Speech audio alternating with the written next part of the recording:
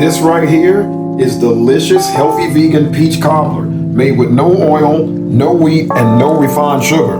If you're like me and you love peach cobbler, then this is the perfect time of year to make it, when the peaches are fresh. And today, I'm going to show you how to make it.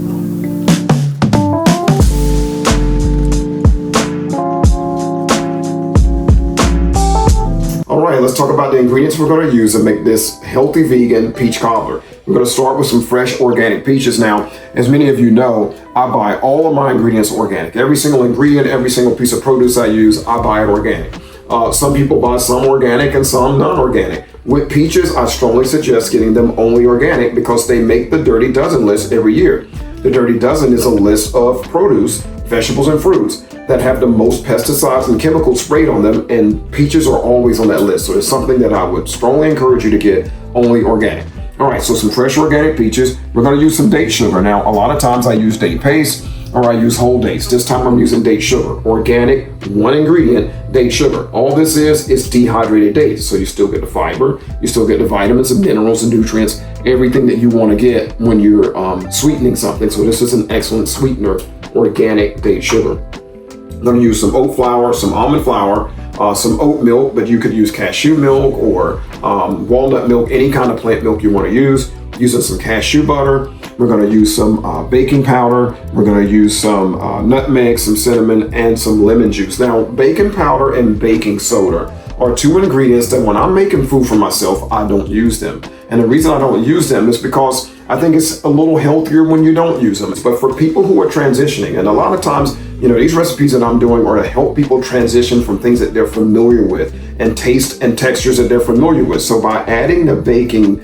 soda and the baking powder, it creates a fluffier, lighter texture for things that you bake. So a lot of times I'll use these, but if you're someone who doesn't use baking soda or doesn't use baking powder, simply omit it. It's what I do when I make them for myself. And I want to be empathetic to people who are familiar and used to certain textures. That's why you'll see me using baking soda and baking powder sometimes. So that's going in this recipe. These are the things we're going to use to make this delicious, healthy, vegan style peach cobbler.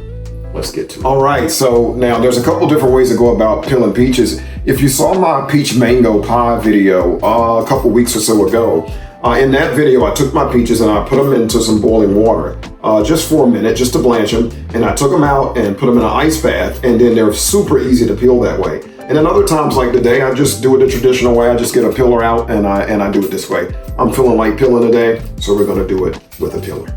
So I'm gonna cut my peaches into 1/4 to 1/2 inch slices. I like having bigger pieces because they have more texture and flavor.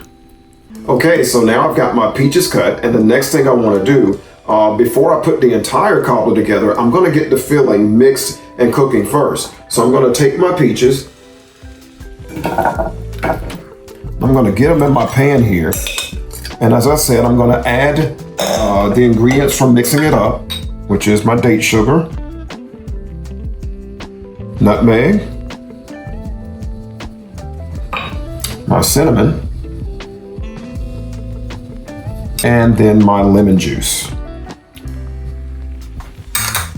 All right, now I'm gonna give this a good mix, and after I get it, the peaches nice and saturated really well, I'm going to move this into the oven and give it just a quick bake to get it going, and then we'll put our entire cobbler together by adding our crust.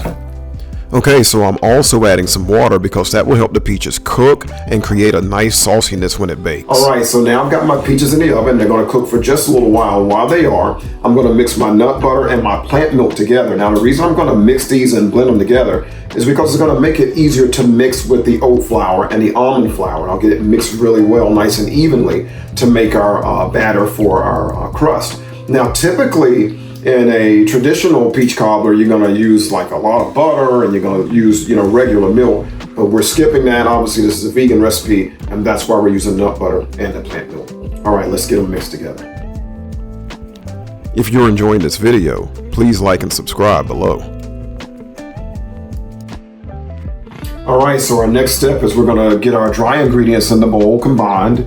We're gonna mix them up, and then we'll add our plant milk Okay, so I'm going to begin the process of making the crust for this cobbler by combining my dry ingredients and then mixing in the plant milk mixture.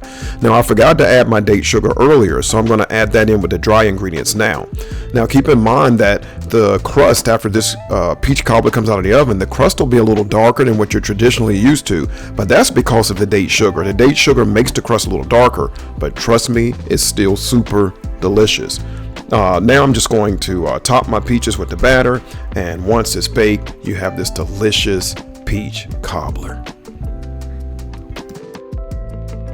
All right, guys, so there's only one thing left to do. I got this delicious plate of peach cobbler, and I can't wait to give it a taste.